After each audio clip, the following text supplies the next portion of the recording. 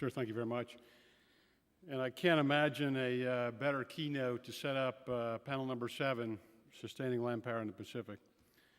So, as General Sullivan mentioned, I'm Major General Steve Lyons. I'm the commander of the 8th Theater Sustainment Command, but also the Deputy Commander for Sustainment for USARPAC, and I believe I have the best job in the United States Army, no question about it. Thanks for tuning in. I think we've got a great panel today. General Sullivan, thank you, sir, and the AUSA team. Your legacy as a 32nd Chief and your impact and influence on our United States Army is legendary. Thank you, sir. General Brooks, sir, if anybody understands the role and the criticality of logistics, boss, it's you. And when people ask me who the senior logistician is in the theater, I don't say the commander ATSC, I say the commander USARPAC. So, sir, thanks for setting those conditions, and thanks for your great support. And for General Vi, who's spending some time out here this week with us, thank him and his team. He's got so many AMC Enterprise players here in the audience for all that the AMC does and their global reach. And to our coalition partners and to our business partners, thanks for being here today. Well, General Brooks is fond of saying, logistics must happen first or maneuver cannot occur. And it's not to suggest that the end state is logistics, but simply to point out that logistics can and will shape operational reach, as has been the case in history, World War II since, especially given the tyranny of distance here in the Pacific. And so I'd like to transfer to a quick video, and then we'll move forward with our panel. If we could cue up the video, please. The United States has been and always will be a Pacific nation. The ocean lifeline to the South Pacific is the war's longest and the war's most tenuous. The Joint Chiefs of Staff recast their global strategy. The supplies for war are heaped upon an island base in the South Pacific, springboard for attack, storehouse for victory. As we end today's wars, I have directed my national security team to make our presence and mission in the Asia-Pacific a top priority. Here we see the future. The sheer tyranny of distance and time it takes to get from place to place in the Pacific region requires as many routes, by as many modes as possible, with as many supply bases, and synchronized three-dimensional coordination with our sustainment enterprise partners. Having equipment sets pre-positioned with joint and combined operations in place to activate those sets allows our forces redundant options for quickly closing gaps in space and time. This flexibility and forward posture offers the combatant commander the freedom of action to sustain a full range of operations. Logistics must first happen so maneuver can occur. It's a team effort across the LOG Nation. Our long-standing joint and combined exercises in the region enable these capabilities by developing and strengthening our logistics network and the relationships with our partner nations. If a crisis does occur, we're forward postured and we're ready to rapidly respond together. The typhoon came with warning. 125,000 people were able to seek refuge in evacuation shelters. And in some places, the cleanup has already begun. Just days after the storm, we integrated with Joint Task Force 505 in the Philippines for humanitarian assistance disaster relief efforts. We synchronized and coordinated across purple lines of efforts, achieving joint logistics effects. We helped ease suffering, and we made a difference. From the bombing of Darwin to the liberation of Pacific Islands, from the rice paddies of Southeast Asia to a cold Korean peninsula, generations of Americans have served here and died here, so democracies could take root, so economic miracles could lift hundreds of millions to prosperity. Americans have bled with you for this progress, and we will not allow it, we will never allow it to be reversed.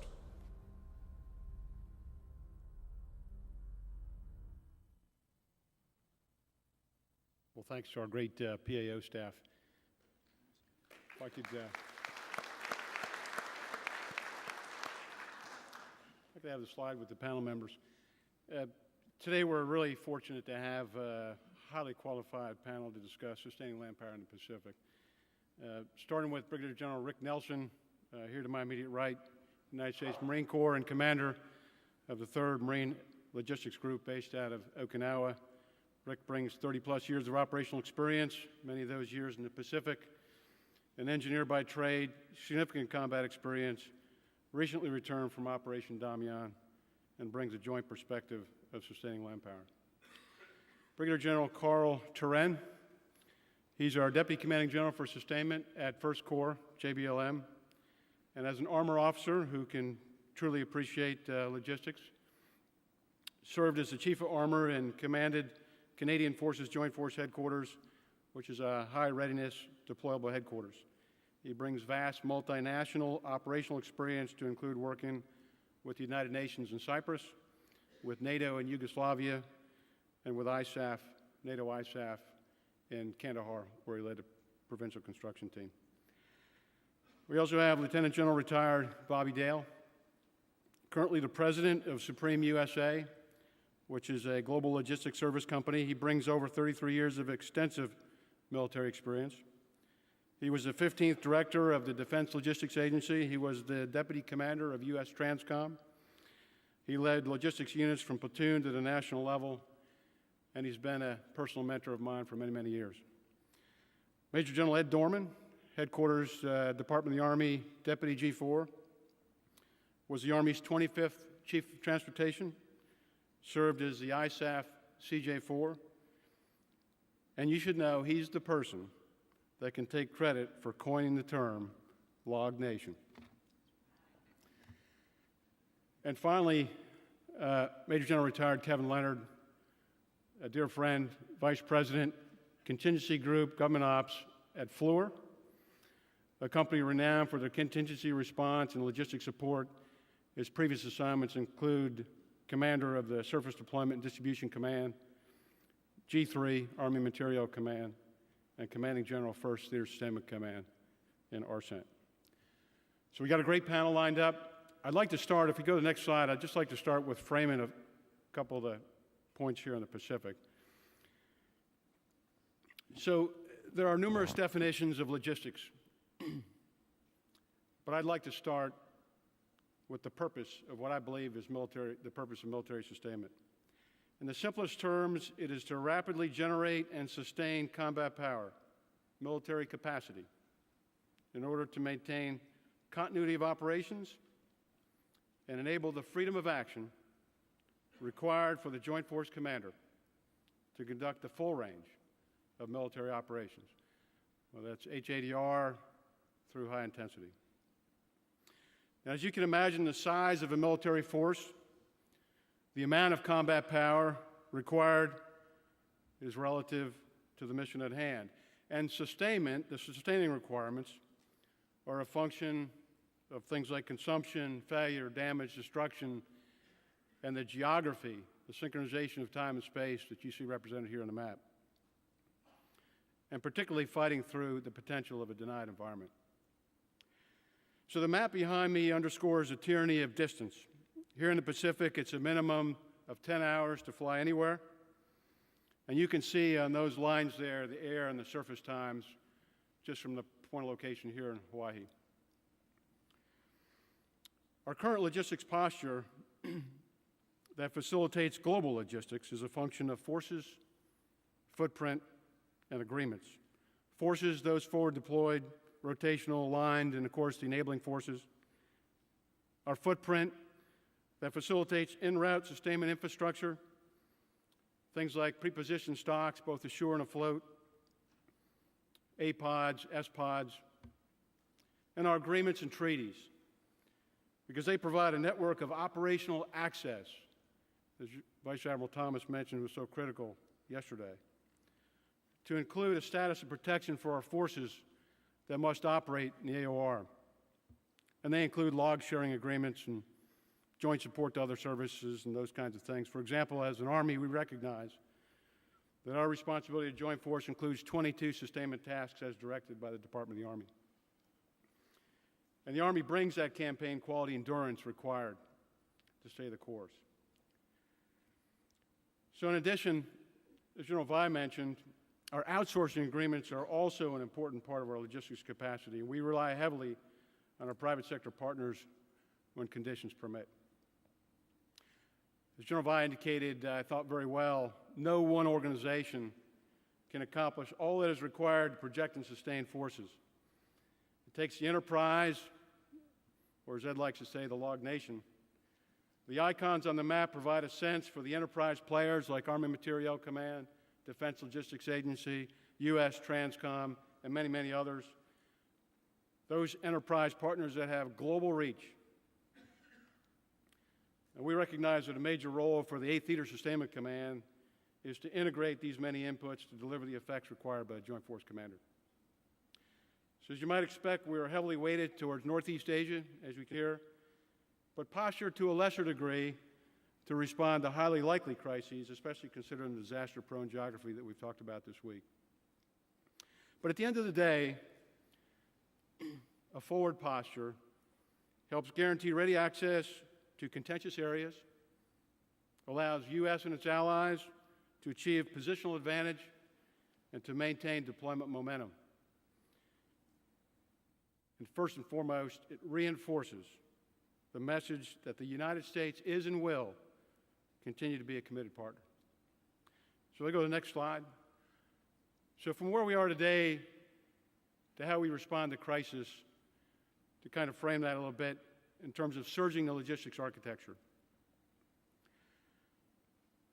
So the existing regional sustainment architecture gives us the ability to rapidly expand operations.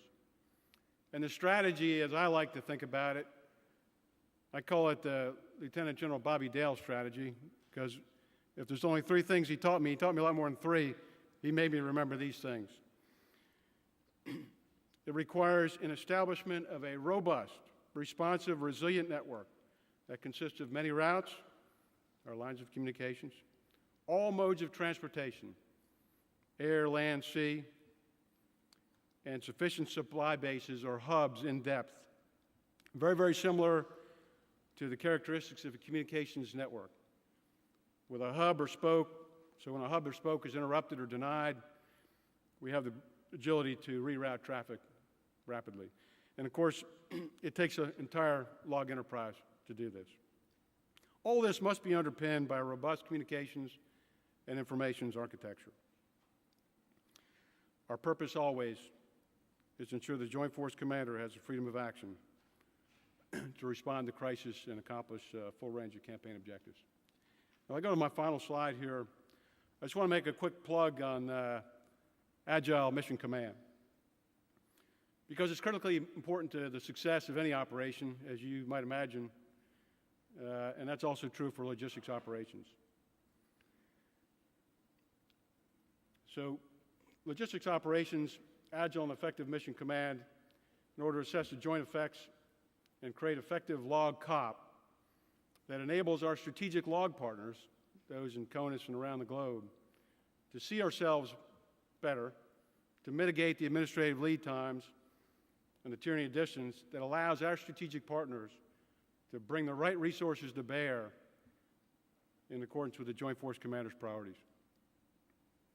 So this year we've developed and have exercised a full range of Agile Mission Command nodes, you see them up here, that are available to the TJFLIC and the PACOM commander on short notice. And in addition, I want to highlight that since we had this session last year, last LANPAC, the Army's established the 593rd Expeditionary Sustainment Command, you see there on the chart. And that's recently been assigned to the PACOM AOR. That's great news. And this organization, led by Brigadier General Ryan here in the audience, is not FOC yet, but he's already gotten a great workout. We called him forward to Operation Damian, and he just got finished with Northcom JLOTS last week and flew directly to the conference. So, Kurt, thanks for being here. Appreciate that. So to wrap up, historically, we know that conducting logistics here in the Pacific is no small challenge. We're excited about the focus and energy being applied, and it's really an exciting time to be here. So with that, as a background, I'll turn it over to our first panel member, Brigadier General Rick Nelson. Thank you. Rick? over to you.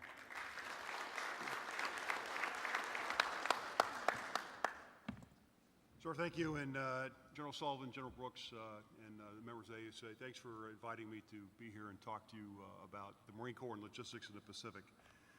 Before we go to the next slide, I want to just talk a couple things that we look at the Pacific as it's different. It's different than anything we ever do in the rest of the world because of what General Lyons pointed out.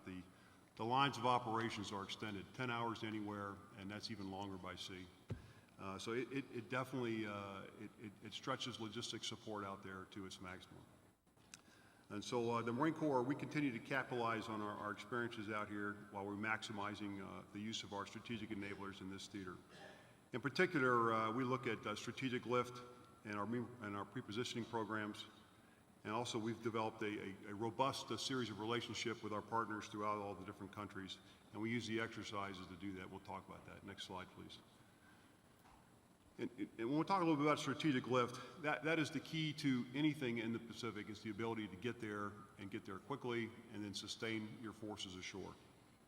Supporting land power in the Pacific is unique in all things. And when it comes to exercises, we practice that day in and day out. When it comes to crisis or contingencies, we partner with the Air Force, the Navy, and even the Army small boats to get into the different areas to support those things.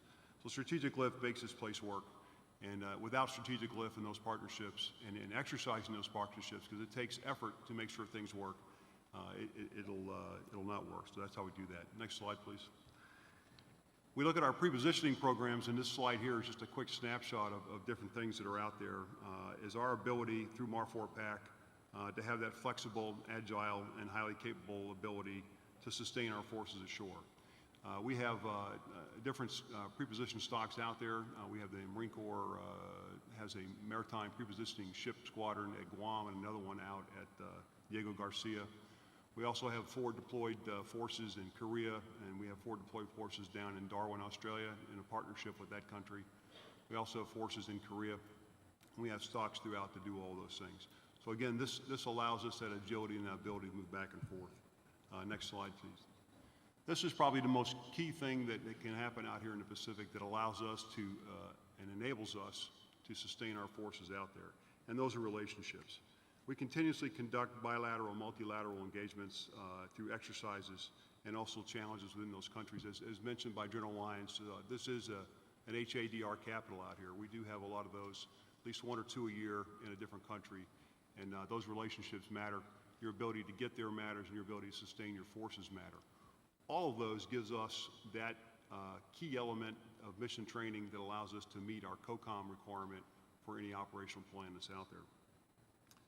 Next slide, please. And this slide here is kind of the roll-up slide. It is how we look at the theater. The Marine Corps deploys forces in 3 categories. First, we position forces on bases and stations. We have permanent forces here on Hawaii. We also have forces on Okinawa. We have forces on Iwakuni. We also have 4 deployed forces in different areas on different parts of the year. We bring in forces from the Pacific, from 1 MEF out of Camp Pendleton, rotating battalions on 6-month rotations at different countries. We bring in multiple MUs at different times. We utilize MUs that are in transit to CENTCOM. They chop the PACOM, we use them for exercise, and we move them on. All again, sustaining our relationships and building that ability to sustain ashore. Additionally, we have 4 camps, one at Munchuk, Korea, another one in Camp Fuji, Japan, and then we're working with our Australian partners to work at a rotational force in Darwin, and that is just beginning. We just put Marines down there this week to begin to sustain that. All of these things allow us to practice our trade, allow us to practice our ability to move, and enables us that constant experience that lets us move at any time, any place. We look at 3 pillars to do sustainment in the Pacific. The first pillar provides organic sustainment, and that pillar is about our bases and stations and reinforced by our organic lift. If you look at the slide, we have MV-22 stationed at Okinawa and on mainland Japan. It allows us to get to that first arc from Okinawa. And so that's an unrefueled ability for that airplane to get to different places. And Op Damien, as mentioned, that last HADR, we deployed the squadron on the same day we were asked, and we moved it down into Clark Air Force Base. They refueled. We had the partnership built up with the Philippines. We moved sustainment stocks in there, and when the national organizations brought in sustainment, we used these aircraft to position forward supplies in different areas. A great capability. Really proved its worth down there to do that. Additionally, we have C-130 squadrons on Okinawa and again on Iwakuni. We use those to get to a greater range of distance. They can go nonstop down into Australia and out to the other nations. They also have a refueling capability that refuel our helicopters and our MB-22 in flight that extend their reach. So again, that gives us a great agility and allows us to maintain that sustainment. Our other pieces are preposition stocks. We have preposition stocks, as we mentioned before, the MPS squadrons. We also have stocks in mainland Japan and in Okinawa. And we utilize those stocks and we push those out through the supply battalions and the sustainment folks on Okinawa. They get out and do all those different things. So on a quick roll up to everything, for us supporting the MEF, we engage with DLA, we engage with the inter-theater lift folks. We use the Navy's resident officer in charge of construction in the different countries for our contracting needs and also for our maintaining our relationships that are out there. We work all these things in conjunction to allow us to have the ability and the agility to move at any time.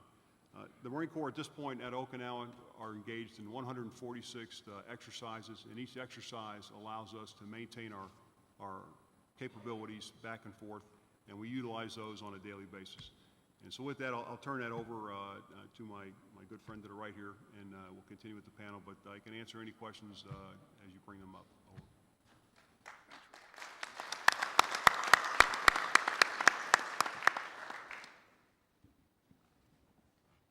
General Sullivan, General Brooks, General Lyons, thank you very much for the invitation to be part of this panel. Indeed, it is a pleasure and an honor to be amongst these distinguished panelists. As an armored officer, as a foreign exchange officer into U.S. First Corps, I have to admit that I am somewhat humbled to be talking about U.S. sustainment. However, having spent the last year with the U.S. First Corps, I have to admit that the experience and the learning curve has been phenomenal. It's a great learning and opportunity to learn about what is clearly the largest sustainment community in the world. And there are so many pieces to it, as we heard this morning, just from the AMC perspective. Before I dive into my core sustainment observations based on what we did last year, I just want to say a few words on First Corps. So First Corps is back in the Pacific after years of focus on the war on terror. We're assigned to PACOM. We are regionally engaged and globally responsive. Last year we spent the year and we focused on three major exercises, amongst other things, of course. Three major exercises at the Corps level, JFLIC level, and the CJFLIC level. Starting with Talisman Sabre 13 in Australia, Ulchi Freedom Guardian in Korea, and finally with Yamasakura 65 in Japan with General Boozer. So great experiences where we gained a lot of lessons in terms of how do we move forward from here. So the Corps right now is focused on operationalizing the headquarters, and you heard that this week again by another panelist on the PACOM headquarters. And what do we mean by that? Moving from a rotational base approach and mindset to an expeditionary focus. You know, things like establishing a permanent command, operations, and information center, maintaining a COP of what's going on in the Pacific. We're also working on identifying, and this was mentioned by Admiral Thomas yesterday, working on identifying what are those unique capabilities within the Corps assets in terms of what we can recommend to General Brooks, what should be on high readiness. And we're working on that at the moment. The mission command structure has been slightly adjusted where there is a relationship With most of the U.S. Army units in the Pacific, there's a mission command relationship back to First Corps. So it is truly an exciting time to be part of First Corps. And sustaining land power in the Pacific, of course, is one of our core responsibilities, C-O-R-E responsibilities at First Corps. From establishing and defining requirements, providing guidance and procedures, establishing priorities by phases, monitoring sustainment execution, those are all important aspects of the sustainment at the core level. And these, of course, need to be nested within the global sustainment community, including AMC, DLA, Transcom, TSC, the ESC, host nations, and coalition partners. So as a first key comment on what we learned or what we went through last year, the one aspect I'd really like to hone in on is the acquisition and cross-servicing agreements. Clearly a strategic responsibility, not a First Corps responsibility. However, the First Corps, or the Corps, plays a vital role in validating and reviewing these acquisitions, or the AUSAs as we call them. And what we find is that this work must be part of every exercise, and we need to continuously focus on these. This takes time, and it needs a lot of human interaction. And you already mentioned the importance of relationships, and this is critical on the AUSAs. Now, doctrine may say that sustainment is a national responsibility. Indeed, it is, to find the solutions, but the solutions to effective and efficient sustainment lie in a combined approach. We also find that sustainment at the operational level, and there's always a danger, of course, of going back down to the divisional level in terms of focus, and you have to pull away, and we're doing this at the core level and being really forward-thinking. And to do that, it's really important to understand the plans, the commander's intent, establishing a clear log, a COP, and not just about the data, but analyzing the data and what does it mean in moving forward.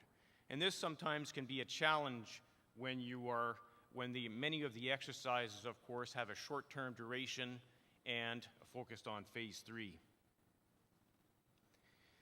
Another area that we're really looking forward to gain traction over the next year is the boards, bureaus, cells, and working groups on the sustainment side, starting with the Theater Logistics Effects Assessment Board and moving it down.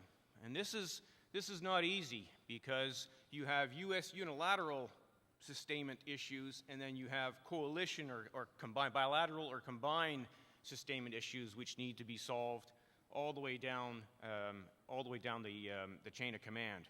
And so sorting out the boards, bureaus, cells, and working groups is an important aspect that we're working on at First Corps.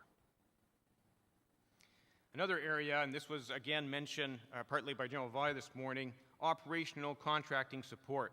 The requirement for money and contractor support to operate on the battlefield is a given and cannot be taken lightly. So we've worked closely over the last few months with the 413th Contracting Support Brigade and integrated OCS during the last exercise, and now we're working on refining and codifying the fiscal triad capability as so critical on the battlefield. Rear area security, or the theater security area. And we're not so concerned, what happens at the divisional level, even when you're employed at the corps level, the security, but the theater security area is clearly a challenge and needs to be defined. Who's in charge? What are you allowed to do? And of course, many of the operational sustainment assets are located quite often in that theater security area. And again, that's another area that the Corps will be honing in on over the next training cycle.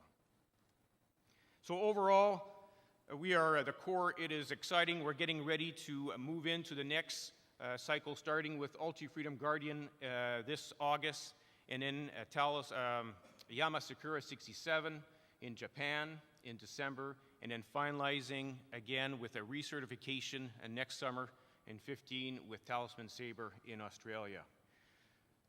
Really exciting. There's lots of work to do to move it to the next level.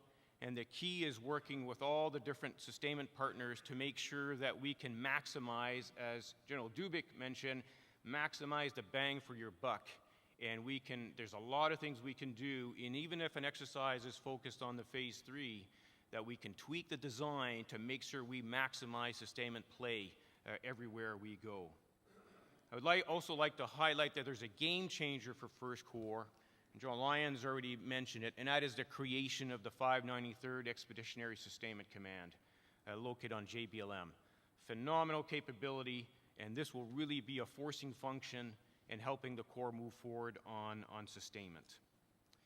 My last comment would be, it's always, and I tell the folks here at First Corps, we got to beware the magic wand. If you don't exercise it in phase 0, you will most likely pay in phase 3. Thank you very much.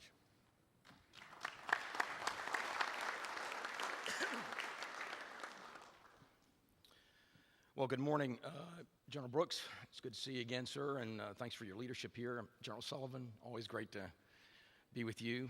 I'm going to take a spin here. First of all, my charts won't be as high speed as all these other guys' charts, because I had to make my own charts. When you retire as a general officer, you got to make your own charts. And so I've got some bullets in here that I've put together on a couple of charts that I wanted to target in my role, from my background, on maybe how we consider some of the capabilities that we have to employ in the theater level operational logistics. So if the first chart's up behind me, people have already kind of talked about the banner across the top. I mean, that's what people are trying to do today. That's the mission of the COCOM and his service components and his functional components, and as they serve that role. But I've got a couple of, it's not an all-inclusive list, but I've jotted down a few bullets about things that support operational maneuver that have to be considered when sustaining a theater in a joint operation. It would be great if General Brooks had all of the assigned forces for every particular specialty that he would need to perform his logistics mission if his TSC or his LOGCOM as a JFLIC were designated as a Joint Task Force for Logistics. But that's probably not going to happen. So you've got to really think through in your training exercises, in your stage 0 planning, and how you lay this theater down, what particular capabilities you're going to need. I found that when I served at the national level in joint commands, you send an airplane down to an airfield, and you'd have 100 guys are supposed to get on an airplane, and there's 115 guys out there because everybody's important. And that happens at every level, and it compounds itself, and you're trying to make sure you have rapid early response forces, many of them and most of them hopefully from inside the theater, but there'll be some that you have to bring in from outside. I think for the Army, you have to think through, and I live this at TRANSCOM, and working with Army Materiel Command and Forces Command. How do you present your forces? How do you present teams and detachments that are critical for the rapid delivery of capability of assigned forces? Your enablers. Not going to be large, probably teams and detachments. How do you present them in the base, perhaps to TRANSCOM, perhaps to PACOM, so that they can move on a COCOM authority? And I think that's something you should think about. Multiple routes, multiple nodes, sources. Today, if you look at the theater in the Central Command area of responsibility, we started off every operation by bringing everything in with us, but as you go through and mature the theater and the operation begins to pick up steam, I mean, you're starting to source everything from construction equipment to food and fresh fruits and vegetables and spares and everything that you can imagine. You're picking that up from all across the theater. And it's very important for your logistics team and its planning effects as your national partners are in here at DLA and AMC. They're in here looking at all these sources, because what will happen is, because lift is always constrained, you'll want to source and you'll want to use those multiple routes to mitigate risk, gives you some redundancy, and it also serves as ability to exercise agility. I've got a couple other 3 bullets in there. Those next 3, I'm not going to list them out. But I used to keep a picture of the Doolittle's raid when I was a general officer at Transcom with the U.S. Army Air Force's B-25s on the USS Hornet. And it was there to always remind me that maneuver platforms, either they're strategic or they're amphibious or they happen to belong to the Army or the Air Force, these platforms have to be, they're there for a primary mission, but leadership, whether it's operational leadership or a logistics leadership, to use these platforms. Helicopters off of an aircraft carrier in Haiti. When I was at Training and Doctrine Command looking at the Joint High-Speed Vessel, we put a Stryker combat maneuver team at Port Hueneme, California, and we moved it up to Fort Lewis, Washington. Maritime, ground elements, precision air delivery systems on C-17s. I mean, as a logistician and as you support the maneuver, using these platforms to deliver capability from multiple routes inside the theater and from outside the theater. Before I go into exterior lines conversation, when I was in TRADOC about 14 years ago, Jim Dubik, who's here in the audience, used to write about operational maneuver from strategic distance. And just in 1 decade, today we talk about tactical delivery from operational and strategic distance and using multiple operational and strategic platforms. So as you set the theater, think about those things. And final point I would make about exterior lines. I was a major in 1991, fought in Desert Storm. We worked on interior lines. I really learned that lesson well because when I was a TRADOC commandant working for General Shinseki and inside the war games there, we were trying to get into Baku. And we would go through, Georgia and Black Sea, and we're really kind of thinking still interior lines. We began the decade, last decade, where we started on interior lines, and then by the end of the decade and today, we are operating on exterior lines, multiple routes, strategically and operationally. And I think the point that I would make to the Pacific is that the Pacific Command and the Army and the JFLIC, you're going to be able to operate because of wireless and satellite communications capabilities today and build a network where you'll be able to deliver forces, supplies, source supplies, resupply, using platforms from multiple directions and doing that very, very well. It's, as I call it, exterior lines on steroids here in the Pacific Command. And I challenge you to really think that way because that's what's going to, I think, guarantee you success and freedom of movement. Next chart. And what all that requires is Joint Logistics C2. And I think that I fought the battles in the last decade with all of the services as we tried to push this idea of Joint Logistics Command and Control. I think as long as you stay away from Joint Logistics Commands and have JTFs, you have commands represented by the 2 gentlemen on my left down here. Great commands with great service histories and missions, but perhaps with certain capabilities that are identified with processes and skills, any one of them could become a JTF for logistics. And I think that's one of the great things that is kind of blossoming now in the department and would be available to the JFLIC commander. And I think that's a great thing, sir. I want to share one thing about that, though. When I went to Transcom, I was educated by John Handy, who was the commander out there, and Charlie Coolidge, who's in the audience. Great airmen. And they used to talk about the thin blue line. And they had it articulated very well, Expeditionary Mobility Task Force. Things go up. Guy from Travis, he comes out here, plugs into the AOC. He's the Director of Mobility Forces. CRG, engineers come in, open up, repair the airfield, and the aerial port squadron, and they all come in, and everybody, you get a miniature version of the Tanker Airlift Control Center right out here in the theater for the JFAC. They articulated it very quickly, very succinctly. I think what the Army has to do is kind of, articulate and think about how you see this if the JFLIC designates a Joint Task Force for Logistics. What are the capabilities that come in that are, you know, we're training them in the process. We have identified those forces. We bring them into the theater. You have access to them without having the SecDef to sign up an RFF, if you can hopefully get to that point. But you have these national partners integrated with DLA. You just heard a great presentation by General Via, AFSB, the great power of AMC that comes into this theater. How does that all link in? Not in a hodgepodge, not with a list of names, but it's a concept. You tag it and you operate it and you plug it in to that JTF for logistics. I would just encourage you to do that. And the last couple of comments I would make about contractors.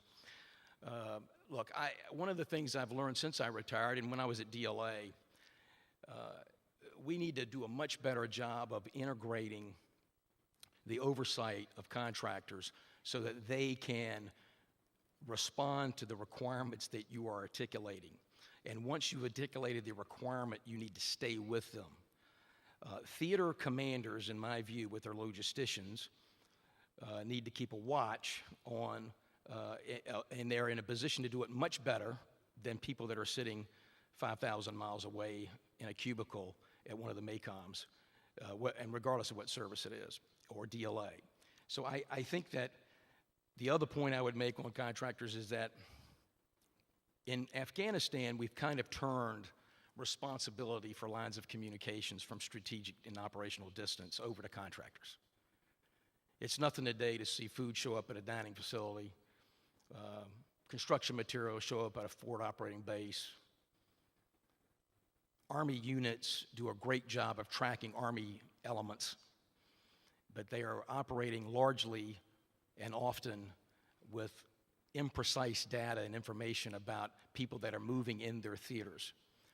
And I think in the Pacific, you're going to have transcoms carriers, you're going to have Army Material Command contractors and DLA contractors, and things are going to be moving on these exterior lines on steroids. And your JTF for logistics has got to do and got to think of a way to better control and have visibility over those operations. So those are my comments. The last bullet is there. Look, the J-flick is the guy that gets to hold the nozzle to the garden hose. There's a lot of people that roll that hose out into your theater.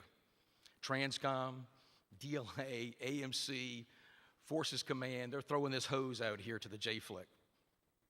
But the J-flick commander and the logistics leaders in this command, in that functional command, they're the ones that get to point it, direct it, control it, even though you don't own it all the time. So those are my comments. I look forward to your questions.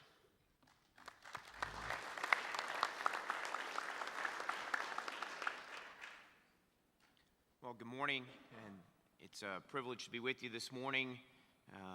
Thanks, General Sullivan, to you and to AUSA for all you do for our troopers and our families. General Brooks, thanks also to you and to my good friend Steve Lyons for the invitation out here in these physically constrained times. Most of my peers in the Pentagon are very envious of me as I was able to come TDY to a place like Hawaii. I'm sure that's why they called Steve yesterday and asked him to get me out to Shafter so I could get into the traffic on H1, which made me feel right at home in D.C. So you've heard the viewpoints and insights across the spectrum here, tactical, operational, commercial. As the Deputy G4 today, I kind of wanted to think about and provide some observations on where do we as Headquarters DA have to improve our stride and our processes, much along the lines of what General Dail talked and some capabilities there that we provide. How do we do that? And more importantly, how do we synchronize the messaging so that we get into the resourcing cycle? Because as you see up there, we do plans, policy, and programming, although we very often like to get drawn back down into operational and tactical activities. And most importantly, we do the resourcing piece. So if we're not synced with the theater, and we're not all speaking with one voice, then it will be hard for us to get into those resourcing venues with defined, validated requirements that really stick, and then we're not talking past one another. And so this is a team sport, and we support. So, you know, today, certainly logistics and land power are inextricably linked, and we know that there's no mission without the logistician because we help in that shaping piece as well. And to date, as Steve pointed out, most of the focus in the Pacific has been on a certain area, in Northeast Asia without the full understanding of resourcing requirements across the vastness, starting essentially, as General Vi pointed out, at MOTCO, the Military Ocean Terminal, Concord there in California on the West Coast. So when you think Pacific, many people get fixated on the water and the tyranny of distance. They don't think from the West Coast across, up into Alaska, all of the far-reaching implications. So we have to think about the vastness and the requirements there from a resourcing perspective. And of course, we have to look at, it's about responsibly building and sustaining combat power and how we put that together. So what are we doing at Headquarters DA? First, we started by shaping the legal and statutory processes to increase the readiness and the responsiveness of Army forces, particularly the reserve component, leveraging new authorities, 12304 Bravo and so forth, so that many of our key enablers, theater enablers, echelon above brigade, those key theater capabilities that only the Army brings, because the Army is the closer. It closes in, it opens, sets, and sustains the theater. That's what we do. That's what we bring to, from a logistics standpoint, so we can sustain. We talked about the thin green line, so we have to sustain the thin green line, which sustains the big purple line, the thick purple line. That's what we have to do. And of course, with the reserve component being larger now, and of course, many of our logistics enablers, 78% of the logistics enablers are in the reserve component, and 57% of the early deployment demands are in that reserve component as well. How do we keep what we've done over 12 years of war and the readiness levels integrated, interoperable with our active component, task organize those, and then rapidly get them out and have them trained through programs like our Rapid Expeditionary Deployment Initiative that tries to fund emergency deployment readiness exercises and see emergency deployment readiness exercises, so we keep the balance there and meet the demands. Of course, the sustainment force structure has to be deployable, survivable, and sustainable in its own right. This implies, when and where possible, that the in-theater footprint is kept to optimum size, which doesn't always translate to minimum footprint. So it goes back to several points that we've made here about how we package those capabilities. And as we look at future force requirements, the global employment of the force language directs that we consider the uniformed piece of the force, and we have to plan for it, the civilian component of the force, and then what I call mission augmentation, because as soon as I say operational contract support, people look at the acquisition community, but it is how do we bring those contractor capabilities in early so that we can have a responsiveness and we understand the extent of their capabilities. In Haiti, we saw several capabilities brought to bear from what we thought was a predominantly transportation capability, Crowley, but they had port assessment and they had many other capabilities, which came to play later as we went into Hurricane Sandy, where Admiral Harnachek said, hey, those guys have things like water pumps that can get into the tunnels and be brought to bear. So those contractors also have networks that are already available in theater, and they're doing the business of logistics each and every day. And so our collaboration has to improve in order to allow us to understand the extent of that, who's using facilities, what are the sources of supply out there, and how do we deconflict them. So as we look at force structure, we then look at interoperability and integration. We got to make sure we got interoperability, but without integration across our joint partners and our host nation partners and other coalition force partners, we can't get there because we'll soon outpace their capabilities, and then we can't have the logistics common operational picture and situational awareness that we need to sustain and maximize all of the platforms that are moving about the battle space, track those, and look at them. From the equipping standpoint, DA is expanded and revised its afloat pre-positioned stocks, an Army pre-positioned stocks strategy. That's key and essential as we develop activity sets, and then we put those in the right places. And of course, we've got to get multi-use out of our sets, and they've got to be ready. And how can we do, perhaps as we just recently talked about, establishing a global activity set that's afloat, that's moving around, and can be brought to bear, and has specific capabilities looking at the requirements in particular locations that are most common from a logistics standpoint. And as I was just out at the CJ Flick course and took that, I was talking to the Southcom Commander, General Kelly, and I said, as we look at regionally aligned forces, what would you think about a sustainment brigade as your regionally aligned force down at Southcom? And he thought it was a great idea from the capabilities it brought to bear. So those are things that we're looking at from science and technology, of course.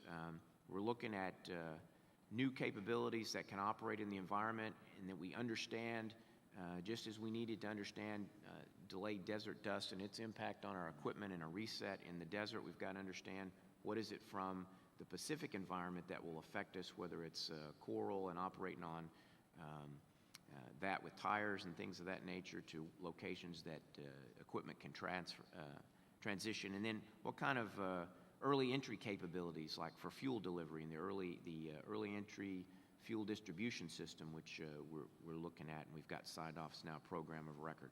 And then lastly, we have to look at our policy and support agreements to ensure that we understand what they mean. Things like executive agent and lead agency, they easily flow off the tongue, AUSA and so forth, until you review them and see what do they consist of, when were they last updated, and what does it mean to the Army from a resourcing standpoint. Again, Headquarters DAG-4 has begun an initiative called Logistically Setting the Theater that's worked very closely in conjunction with General Brooks and his setting the theater work, and it allows us to synchronize our efforts and ensure that we speak with one voice. So next slide.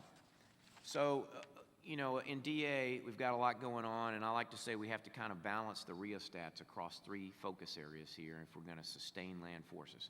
Force structure talked about, modernization and readiness, and just a couple of points there. We've got to leverage that mix of forces and capabilities, and I think we have to rethink the way we do theater enabling capabilities. We're looking at the TBX, the Transportation Brigade Expeditionary. How do you package capability holistically, and then maybe put it under SDDC, the Army component of TRANSCOM, and then transition it from Army component to Army component, as General Dail pointed out, without that RFF, under the authorities used in conjunction with Joint Task Force Port Opening, and we look at it from supporting to supported, so we're much more responsive and rapid, and we don't get locked into the ways of the past. That's not just watercraft, but we have to think about terminal operations and seaport operations type capability, movement control, limited line haul, so it can arrive, it can sustain itself, protect itself, and operate within the time frame required, but then revert back to an Army retained force so that it can stay on longer than what we traditionally do in that initial 30 days.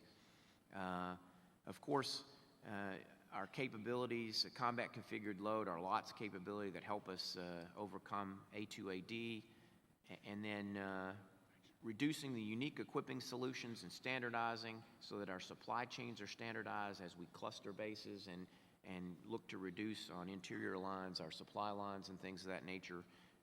Do we have the lean and green supply chains? Are we leveraging conditions-based maintenance, prognostics, and sensors that help us understand when we have to have mean failure times, and then investing in things like operational energy and contingency basing, reconfiguring our force providers, which we're doing now, into 50-man modules with operational energy components will help us reduce our requirement and our demand signal. It will extend the operational commander's range and flexibility, reduce battery consumption, footprint, and so forth. And then readiness, managing readiness day to day, getting out of headquarters DA, managing it for us, setting the standard, putting it back into commander's hands so that they manage it, in looking at our readiness reporting, and then reviewing and enhancing those power projection capabilities that I already talked about. And then lastly, I would talk the OCS, the Operational Contract Support Implications. That's commander's business. That's commander's business, just like, understanding the effects is the acquisition contract writer's business, so they can help advise the commander. But as the DAG4 has proponent policy for the operational contract support, we've got to do a better job of bringing our contractors in early. You know, a great initiative that we had out at SDDC and Transcom is leveraging is they have one provider that's brought into their planning cell, and it speaks for, say, the surface carriers. So while I might be a Maersk employee, he's not speaking for Maersk, he's speaking for all surface carriers, and then that rotates. We got to do a better job of bringing not just a surface carrier, but the air component carriers, so all of the triad there that can advise us and plan early on. And then, you know, operational contract support means management of contracts. We're going to take over the contingency contracting administrative service. That's going to come back from DCMA by and large to the services, so we manage our own destiny.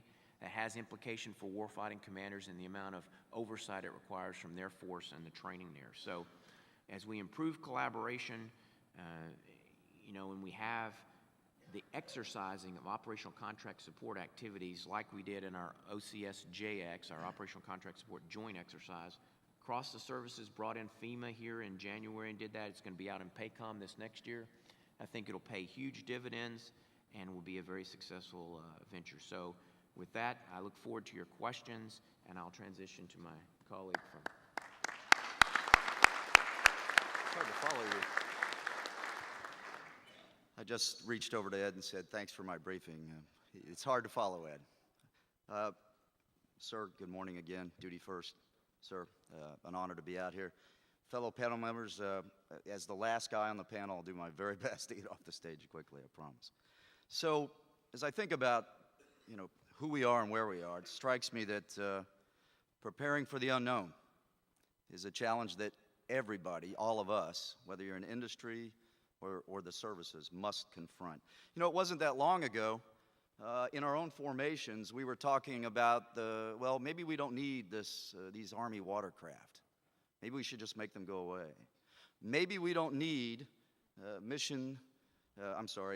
military ocean terminal, Concord. Wait, why do you need that ammunition port on the West Coast?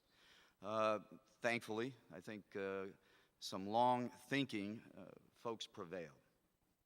As we think about preparing for the unknown, our own strategic planning guidance calls for the Army to develop the right set of capabilities so that the President and combatant commanders have relevant and flexible options to apply. It strikes me that the trick is to not get it, as one strategist wrote, too badly wrong. So maybe forward thinking, we don't close ammunition ports, we keep our watercraft because we might need them in some future contingency. If I can get my first slide up then.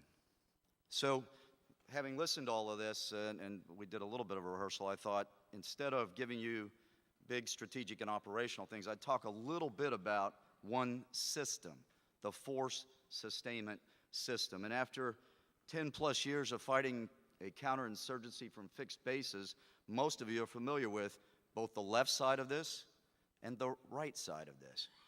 We began in Karshi-Khanabad, Uzbekistan with those lines under the austere environment. As you look at, you know, how we didn't even have tents when we started. Power generation, bottled water. In fact, there was a moment in time at K2 when the CENTCOM J4 called and said, we're going to give you more fuel. And we said, no, sir, send water. So that austere environment, what's that feel like? It's not air-conditioned tents. It's not 31 flavors of ice cream. It's austere. It's bare base. As you move through the scope, most of you have some planning tool that you use very similar to this, so I won't beat it up. But security, obviously very important, no matter where you operate. We talk a lot about stability operations now.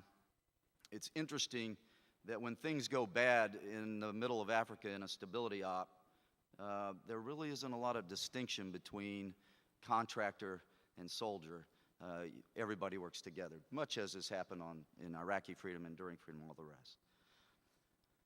So as you contemplate this, as you think about what are your options in the Pacific, where are we going, what is it you want to accomplish, I just offer this as a tool. You'll see at the bottom it talks about planning and mobilization. Ed's already made my main point, which is if you include industry, not just, you know, Kellogg Brown Road, all the biggies like that, but industry, if you think bigger, think differently, then you'll have different capacity available to you.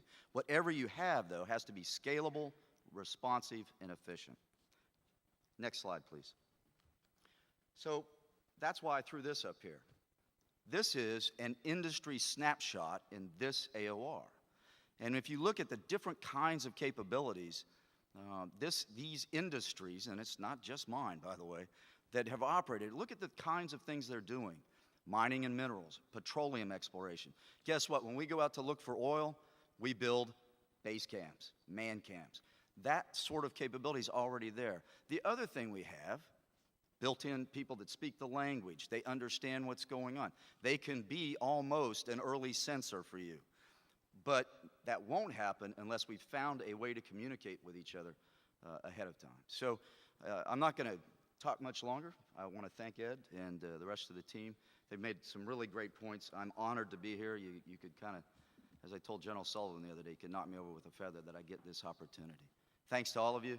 On behalf of industry, I guess General Dail will speak for both of us. It's great to be a part of this panel, and we welcome your questions.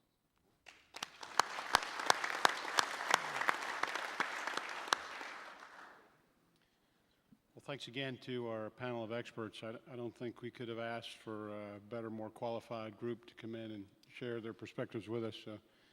Gentlemen, thank you very much. There are, it has generated some questions here, and I'll go through we do have some time for questions and answers. So first question up, Major General Lyons, the United States Army has relied heavily, maybe too heavily, on contractors on the battlefield over the post 9/11 period. What role will contractors play in the future of the sustainment mission in this AOR? Sir, thanks for the question. I think, and I'll defer to other panel members too, we talked a little bit about this. I believe that we'll always have contractors, and based on our limitations and constraints and force structure, conditions permitting, we'll always move to an outsourcing solution to some degree, whether that's in sustainment, whether it's in military intelligence, or whether it's some battlefield operating system. I think the lessons learned coming out of Afghanistan, Iraq, especially Afghanistan, given the sensitivity there, is we've got a lot of work to do institutionally on operational contracting support to further integrate the value chain of OCS. So we've done a lot to build a contracting structure, and that's the legal mechanism to obligate United States government money for a service.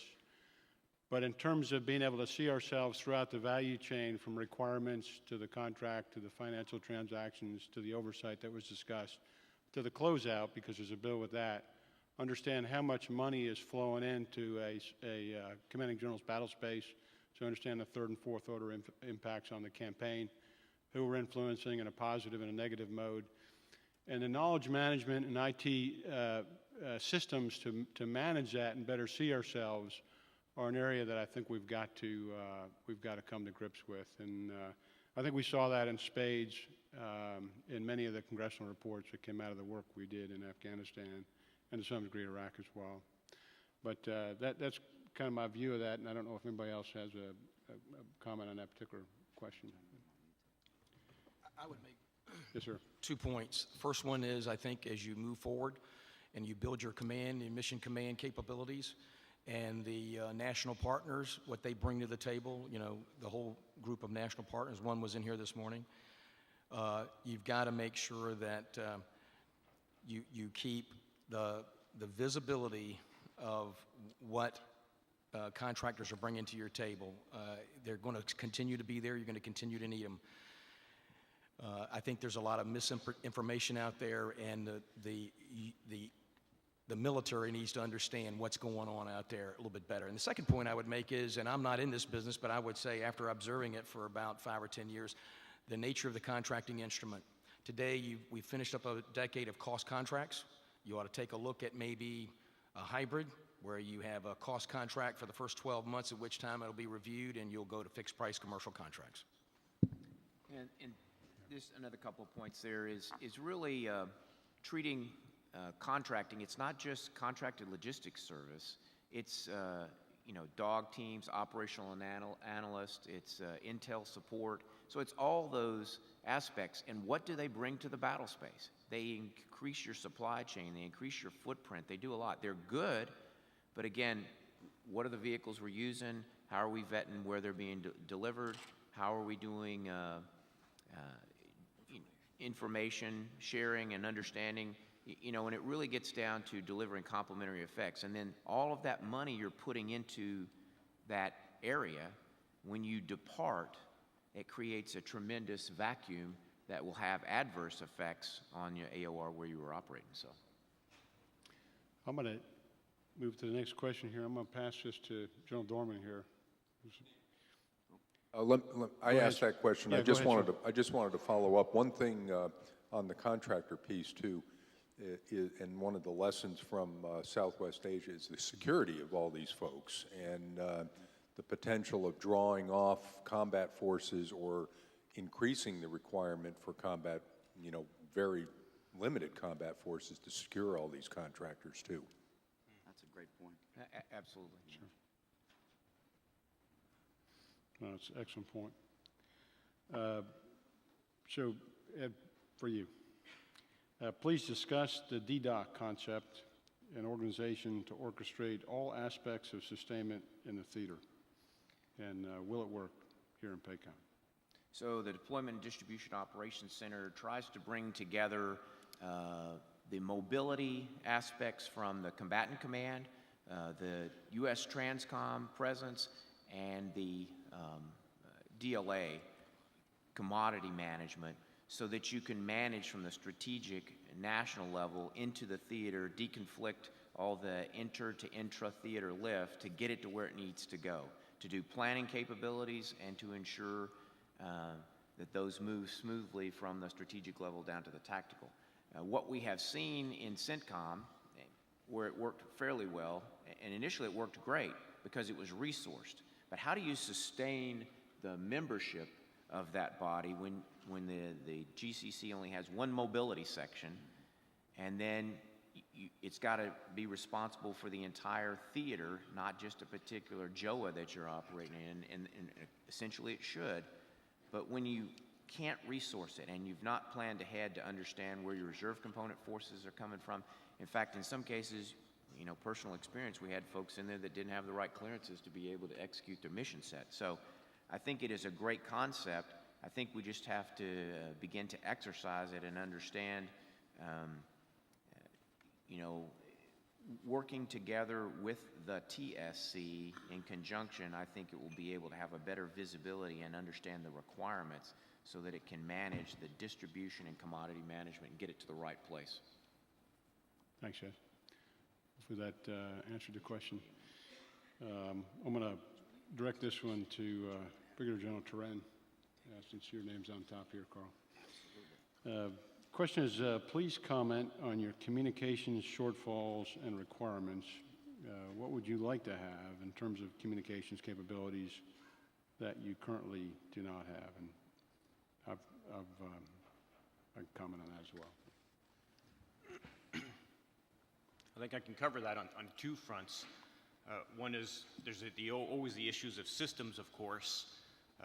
When you focus on sustainment, there are so many partners to link in out there from the host nation and all the other partners that we spoke about earlier. So clearly, bringing all those pieces together is a challenge.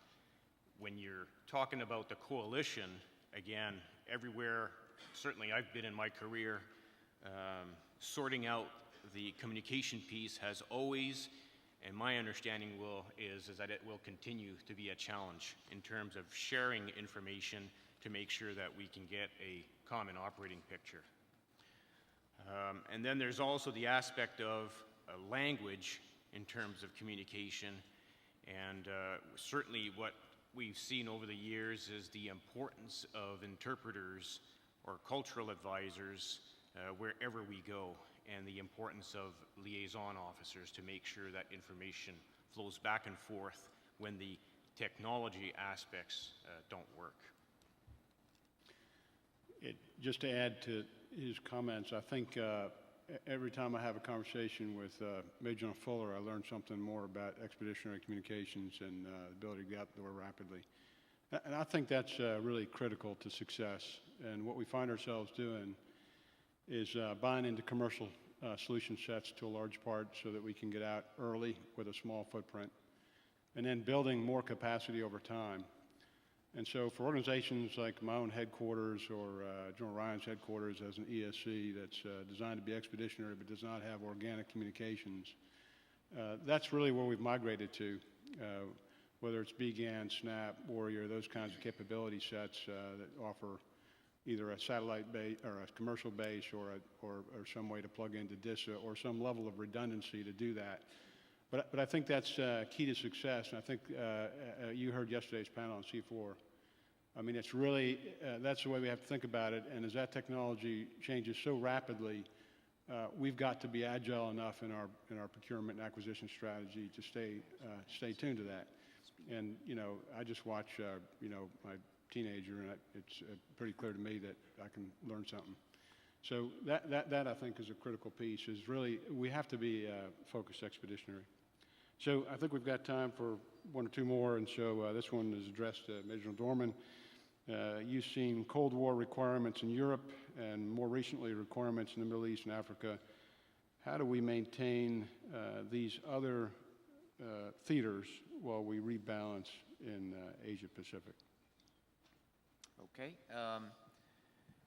Well, it's certainly about balance of understanding the requirements and validating them. And I would say that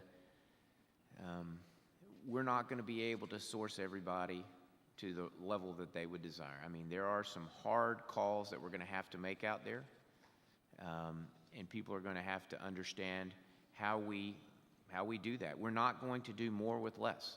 We're going to do less with less. And we must be efficient and effective, but there is only a certain continuum within there, and you're not going to do a bunch more. So I think that we leverage, and we're doing a great job at DA now on the state partnership programs that the National Guard has, at least, by understanding and synchronizing them with our Army organizing principle, which is regionally aligned force. That's going to extend our ability to get into some of these areas and provide capabilities. And in many cases, they can get things done because of their long-time relationship that, you know, General Kelly and I were talking, he couldn't get done as a GCC, but the TAG and the governor through that state partnership could bring to bear. I mean, it is a powerful program, but it has to be synchronized with what the G3 of the Army, because it is a total force policy. So I think it extends our reach a bit and will allow us to spread some capability and show some resourcing love to those under-resourced theaters, and then being more effective and efficient in pulling back from certain areas that say, hey, we're the priority. I got it, you are the priority, but there's a vastness to the Pacific. There is still a requirement in the CENTCOM AOR, as we were briefing the chief in December of trying to make a decision about APS. You know, I had to remind him, say, hey, boss, the FATM, you know, which is how we look at plans and stack those up, still had some focus elsewhere, and even though we're rebalanced into the Pacific. So we've got to provide options. State partnership allows us to do that, and our reserve component activities as well. So hopefully that answers.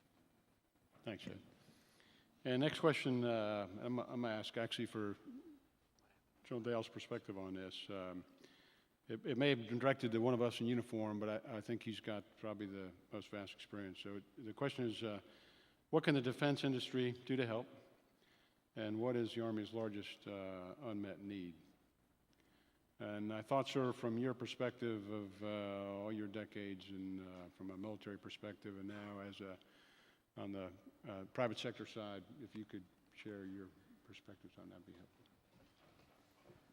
Well, whether you're talking about equipment readiness or whether you're talking about commodity or anything that, you know, the United States Army or any service needs, I think that what private industry and the defense industry can do, whether you're, regardless of what sector you're in, again, I think is that you have your own networks, you have your own supply chains, you are, in many cases, there are exceptions with the big weapon systems platforms, but in most cases, you already have a network and presence with your partners in commercial industry that really span the globe.